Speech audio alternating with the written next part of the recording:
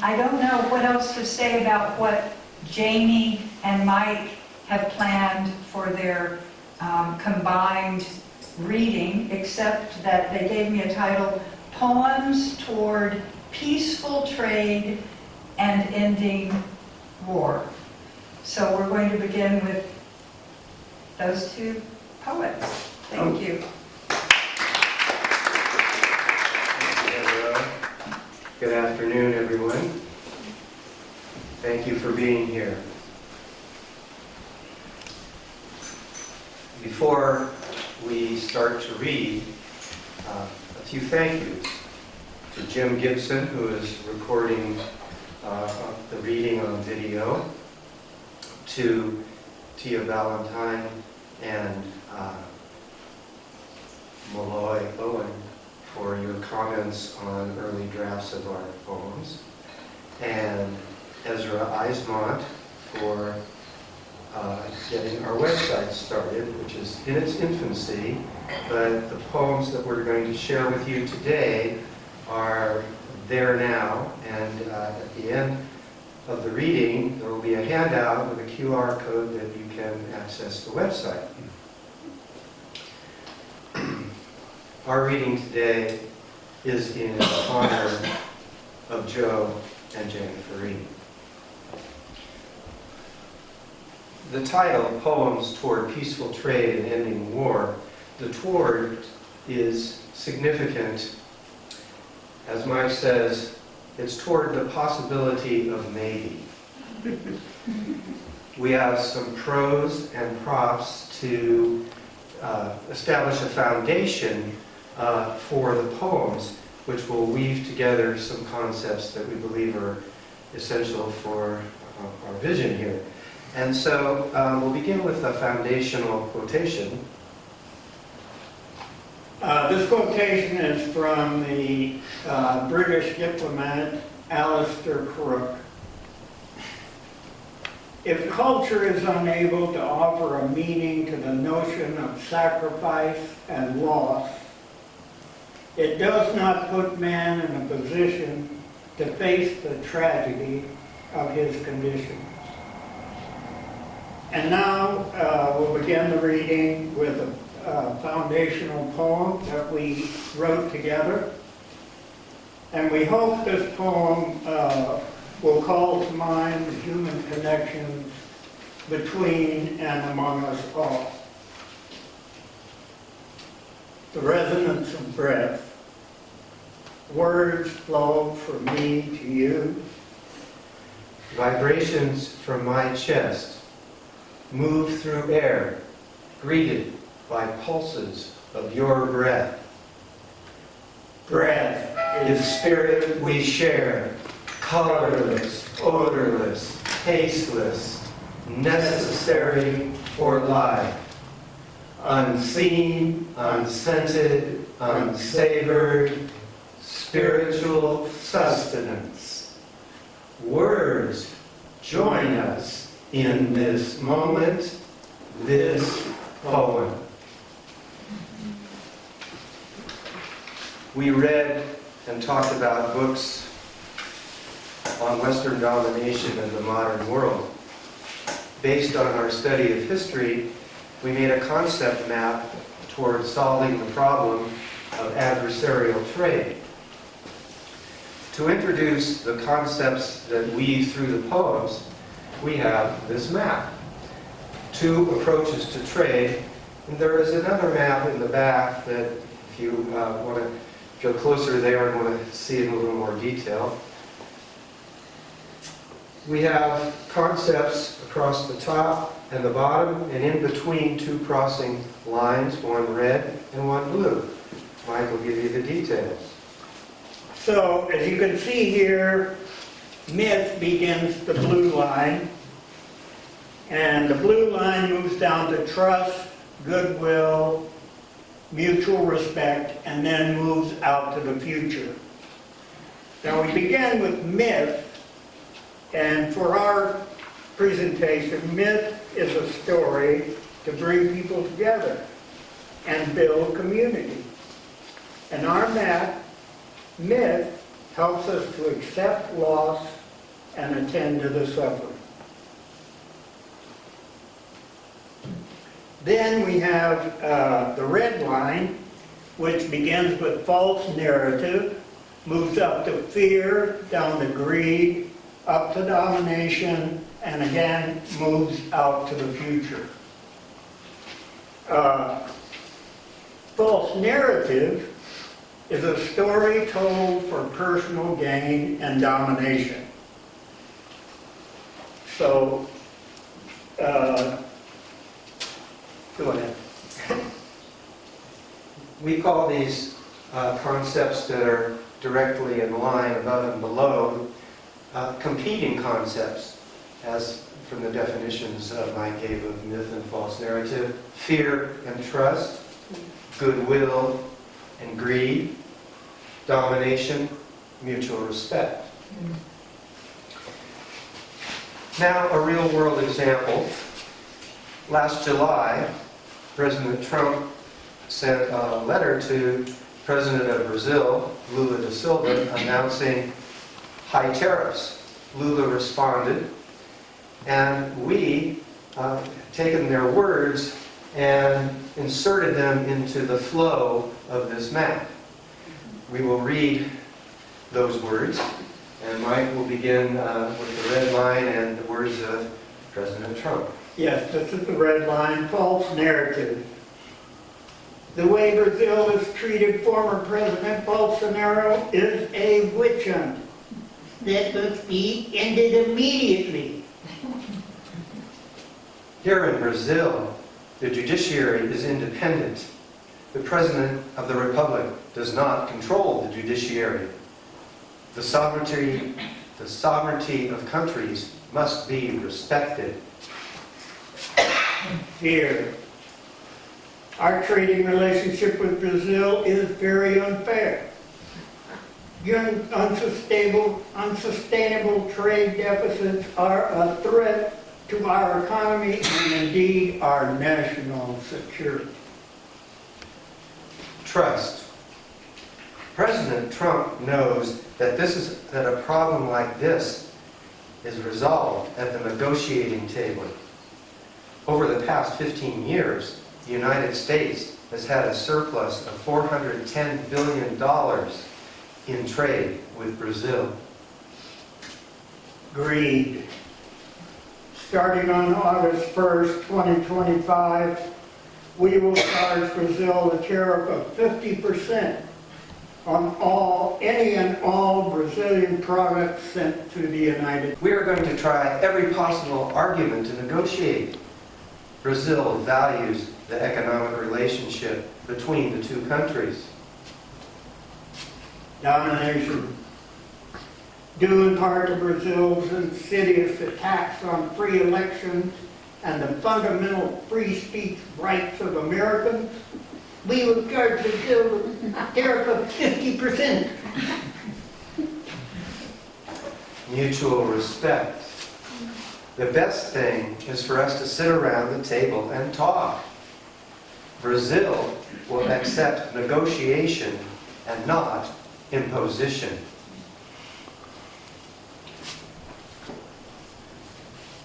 We have poetic responses to the concepts that we've talked about. Mike and I first will read from the blue line poems that we wrote. We wrote them independently of one another, not knowing what the other was writing. And you will hear the concepts in the stanzas that are there.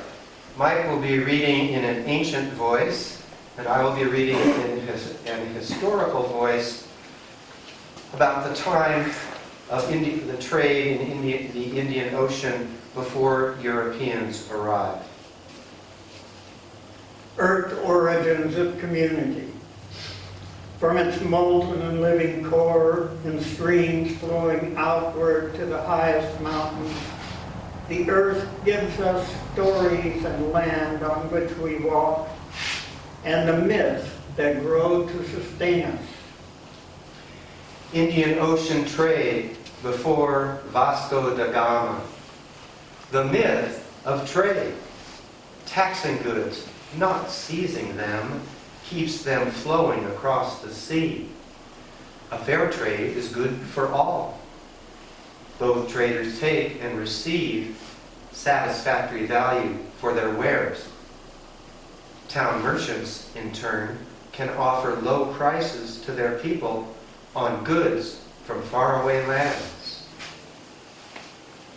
Walking, we trust the ground and hear its tale of wandering in darkness, under deserts, under ocean, feeding life within. Chinese junks from Guangzhou, Indian ships from Kozhikode, Calicut, Arab ships from Hormuz or Aden, African dhows from Mogadishu, sailed without any ruler's warships, sailing in trust, sailing with trust in peaceful trade.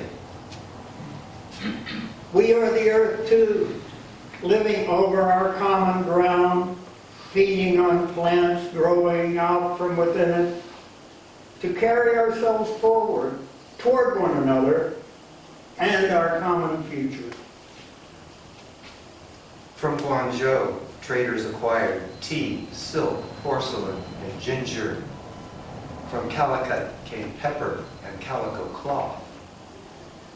Aden offered perfume and precious stones. Mogadishu supplied slaves, gold, ivory, and wax.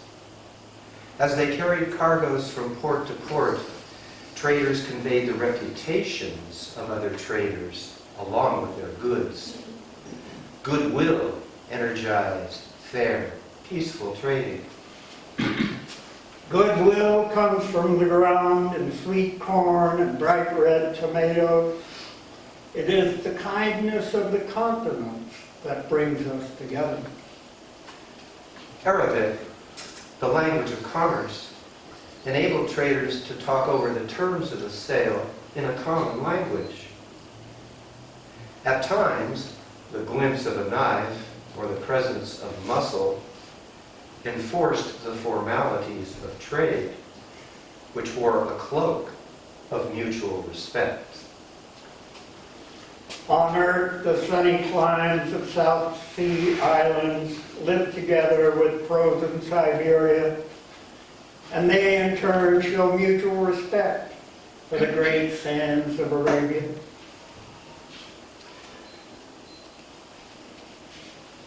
Next, we will read our red line poems, again with the concepts weaving through. Mike will again read in the ancient voice, and I will read in the historical voice about trade once Europeans arrived in the Indian Ocean.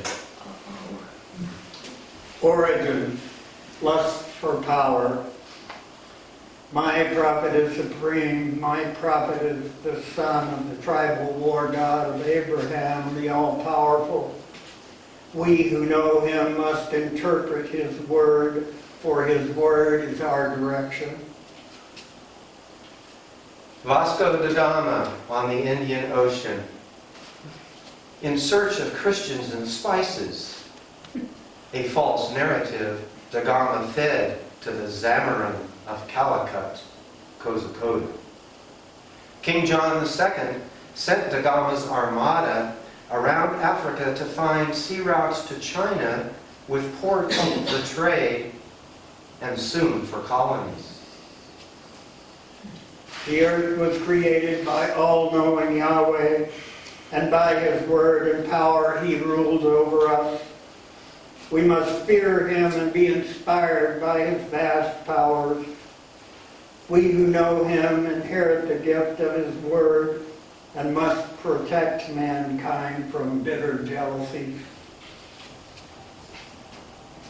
Fearing a hostile reception from brown-skinned Indians who spoke unknown languages, da Gama brought armed trade for the first time to the Indian Ocean.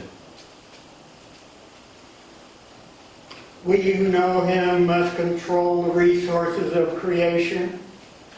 All infidels must convert to his worship above all else or be killed. Yahweh rules all. It is our divine right to rule the earth, to have and to hold its resources.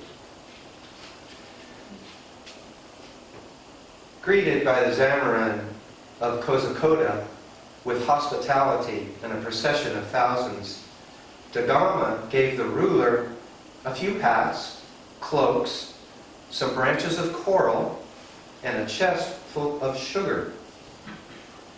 Living on the gold standard, the Zamarin rejected these gifts. Da Gama was seized by greed, refusing to pay customs duties in gold. All the other traders paid in gold. Those who do not believe the word or who defile the word must be punished, stricken from society with ridicule. As does the Lord Yahweh, we must chasten and dominate those who act as animals. A ruthless Christian man, Da Gama sent brutal messages of imperial power. He burned a ship full of Arab pilgrims who had pleaded for mercy. He cut off the lips and ears of a spy. King John made Da Gama governor of India, granting him the privileged title of viceroy. Portugal celebrates Da Gama's legacy in Os Lusíadas, the national epic poem.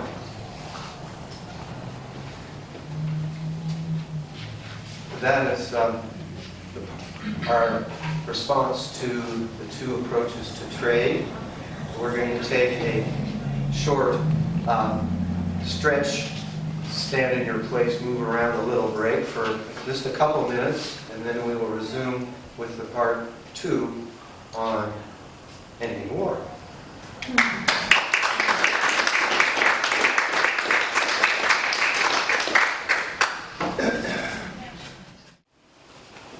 Now we're going to take the same concepts that you saw in the trade map and apply them to the problem of ending war.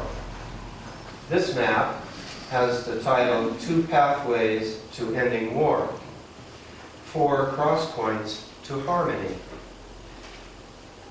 You can see above and below are the concepts, and blue and red crossing lines, and Michael highlight the key differences.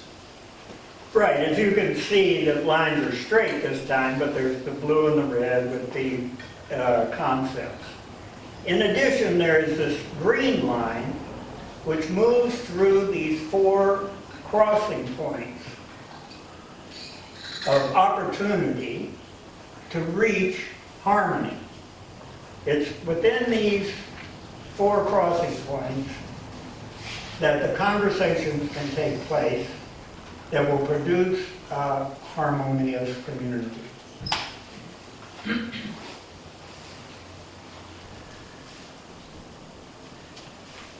For a real-world example, in this poem, the 2 sides, this is a historical example, in this poem, the 2 sides failed to reach mutual understanding, which resulted in loss and horrific suffering. Cherokee blue, British American red. Myth, prologue, before contact between the Cherokees and the British. The Cherokee people feel gratitude for deep diving muskrat for gathering soil, turtle for bearing the earth on its back, and Sky Woman, who gave birth to twins. These brave beings from myth live on in men who hunt for meat and hides, in women who gather nuts and greens. Corn grows straight and tall. Green bean vines climb the corn stalks. Squash leaves gives shade to all the roots. Living things thrive in balance. In Cherokee towns across the land, male and female energies balance. Children of the tribe inherit the land from their mother's clan. Male chiefs and a beloved woman sit on the council of chiefs who guide the community toward well-being. False narrative. Where God-fearing people reside, there is light and dark, good and evil, the enigma of the supernatural. It's only a power if it has something to be against. Men imagine this power moving through themselves. The supernatural must be revealed in the world. A tale is needed for men to live with meaning. They create a story to suit themselves. And so it is that false narrative is made real and given forth. The God word fills the void with meaning, and men follow its will, follow its desire for triumphant power over human life. Trust, 1730. The growing deerskin trade roots trust between the British Empire and the Cherokees. A delegation of 7 chiefs sails over the great water to London. They wear loincloths to meet King George II, stand for a portrait in waistcoats and breeches. They signed the Treaty of Whitehall, a bond of trust, pledging friendship and peaceful trade. The great king gives Cherokees the privilege of living where they please, forbids the English from planting corn near any Indian town. Speaking as one, the 7 chiefs say, "The great King George's enemies shall be our enemies. His people and ours shall be the community, always one, and die together."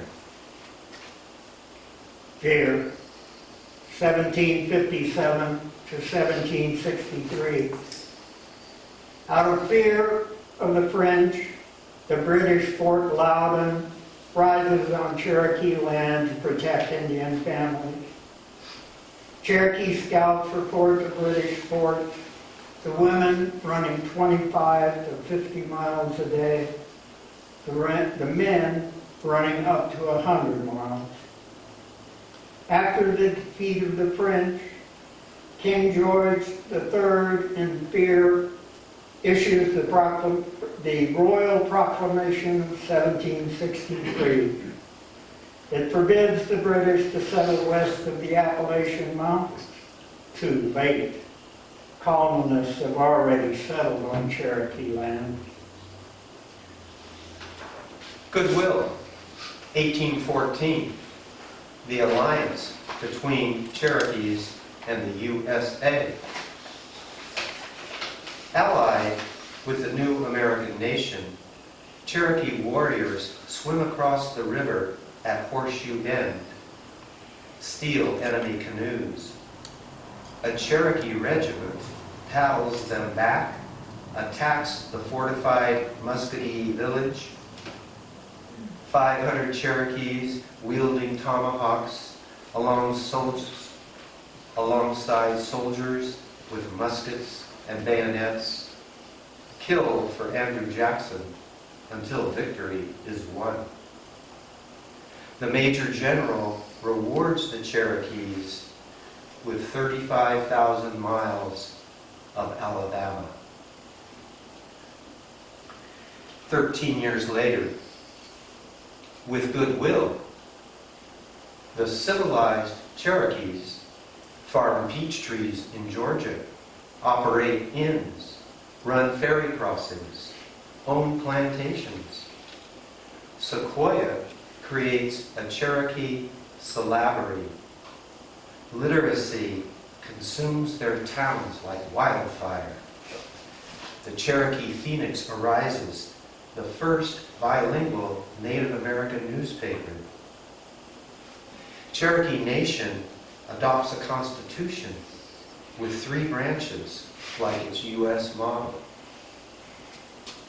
Greed. The following year, out of greed, Georgia state officials abolished Cherokee government. White settlers claimed Cherokee land. Once the Cherokee gold rush erupts, the great intrusion of prospectors flows like flaming lava across the land. Domination after 2 more years. Seeking domination, President Jackson signs the Indian Removal Act. Ignoring the Supreme Court's ruling, Jackson orders the Cherokees to move west of the Mississippi River.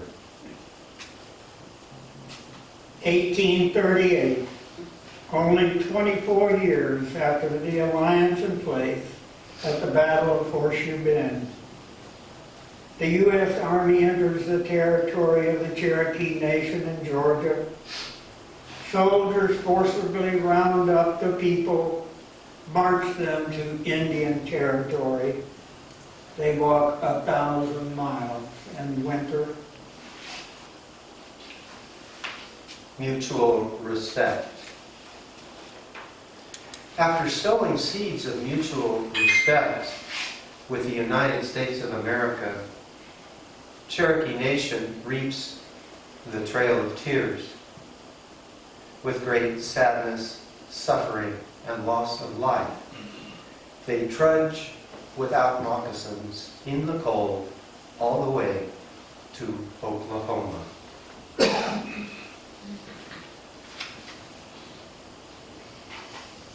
In 2019, a descendant of the Muskogee chief in the Battle of Horseshoe Bend, Joy Harjo, is named Poet Laureate of the United States. Her poem, Exile of Memory, responds to the trails of tears. The following are the first 2 sections of a longer poem by Joy Harjo, Exile of Memory. Do not return, we were warned by one who knows things. You will only upset the dead. They will emerge from the spiral of little houses, lined up in the furrows of marrow, and walk the land. There will be no place in memory for what they see, the highways, the houses, the stores of the interlopers perched over the blood fields where the dead last stood. And then what? You with your words in the enemy's language. Do you know how to make a peaceful road through human memory? And what of angry ghosts of history? Then what? Don't look back. In Sunday school, we were told Lot's wife looked back and turned to salt. But her family wasn't leaving paradise. We loved our trees and waters and creatures and earths and skies in that beloved place. Those beings were our companions even as they fed us, cared for us. If I turn to salt, it will be of petrified tears from the footsteps of my relatives as they walked west. In the concept map, the 4 crossing points here, leading to harmony, are opportunities for the 2 adversaries to exchange ideas and recognize their common interests. To celebrate the sacrament of their conversation, we'll use herbs and spices to introduce the 4 cross-point poems. These poems bring up internal changes that enable external opportunities. Cross point 1, myth and false narrative. Sage is the herb. Mike is going to release the scent of sage into the room. Sage burning from the back of the house urges an unpleasant guest to leave. Being willing to talk and listen to each other, myth maker and false narrator share their stories. This poem comes with an epigraph. War is failure to imagine mutual victory. Frederick Livingston.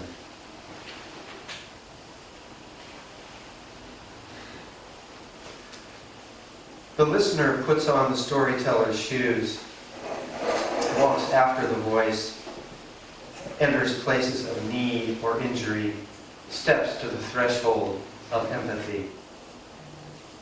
False narrator says, your people cut down our trees, stole them. My people will starve without your grain. Our God tells us, take the land it grows on. Mythmaker replies, we cut no living trees, took only dead logs. Our children will die without home fires. The gods say, take only what you need. We provide enough for all to live well. While they ponder dire costs of war, false narrator feels pulled beyond the logic of power. What if these adversaries imagine they might trade firewood for grain? Both sides can get something they need. Both avoid war debt. No one must kill or be killed. No one needs to lose family in war.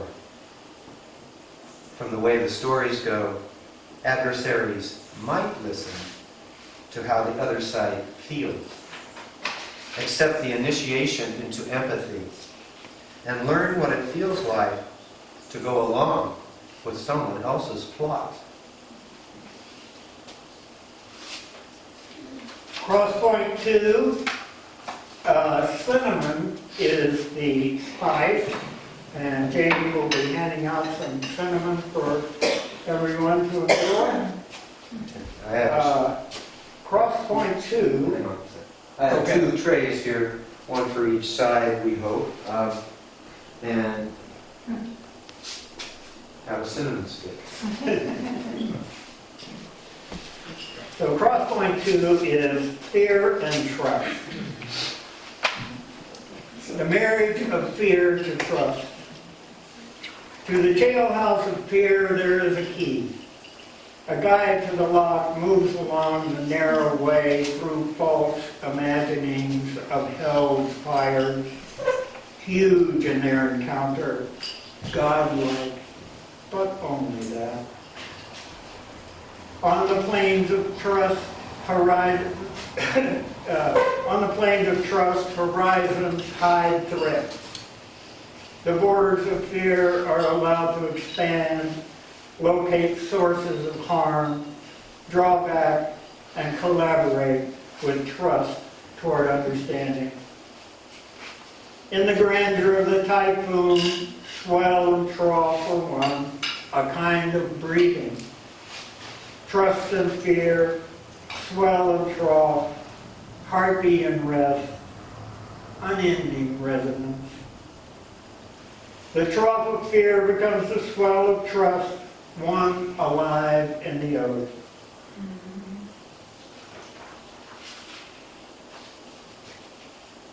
This brings us to crosspoint 3, and rosemary is our herb for this month. And Jamie's going to be handing out some wonderful sprigs of rosemary, which you probably all already have in your yards. Rosemary is for remembrance, protection, purification, love, marriage, sleep, and dream. When goodwill and greed meet. As goodwill and greed come near one another, an opportunity for empathy comes into view. They want to explore the opportunity to plant seeds of trust, which might lead to strategic empathy. Both sides recognize the humanity of the other and feel empathy might be an advantage. They move around in the world with growing respect. Sprays of leaves on twig-like branches nourish the roots of their mutual interest. Girth grows around the pencil-thick trunk of their fragile collaboration. Through give and take of ordinary conversation, both sides discover the possibility of hope. Hope they might satisfy their needs. Now we come to cross point 4, domination and mutual respect. Mike is going to release some scent of sweetgrass. If I can get it to burn.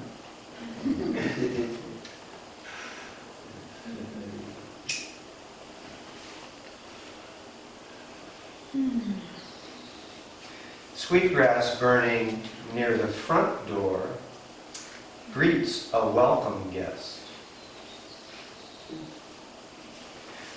The need for domination evaporates in an atmosphere of goodwill and mutual respect. Cross point 4, where domination learns of mutual respect. Not mattering the inability to find meaning in life fuels insecurity.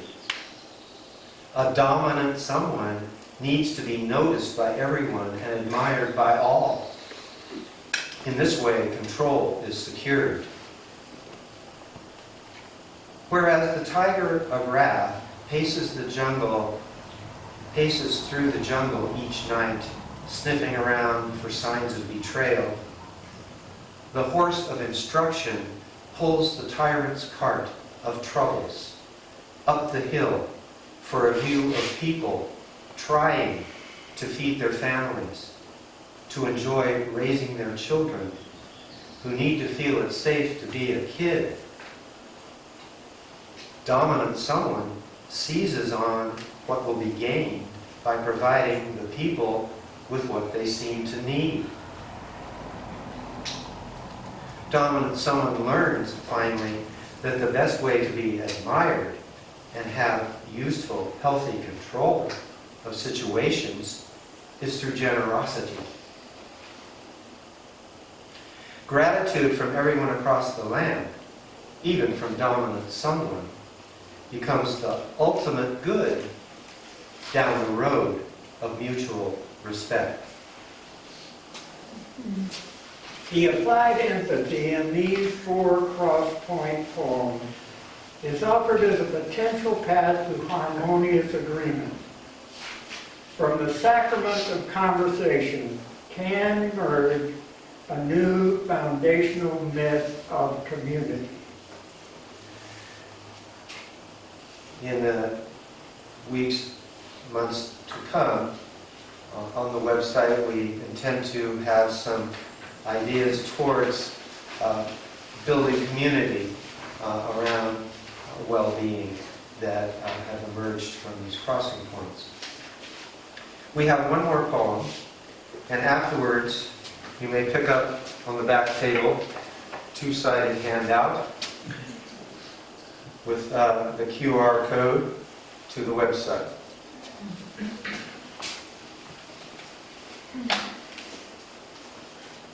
This is a poem by Dana Falk. Remember this. Vast and changeless, the ground of being is not rocked by ripples on the pond. The firmament from which we spring, the divinity at the heart of things, doesn't wax or wane with mind states or wither in the wind.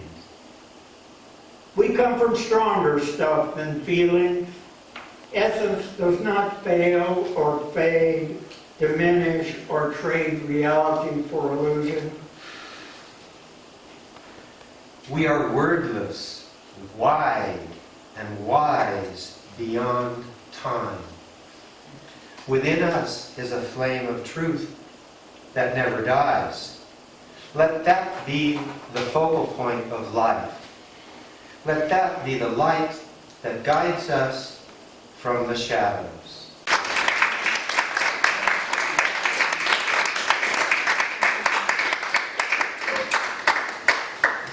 May you know peace and causes of peace.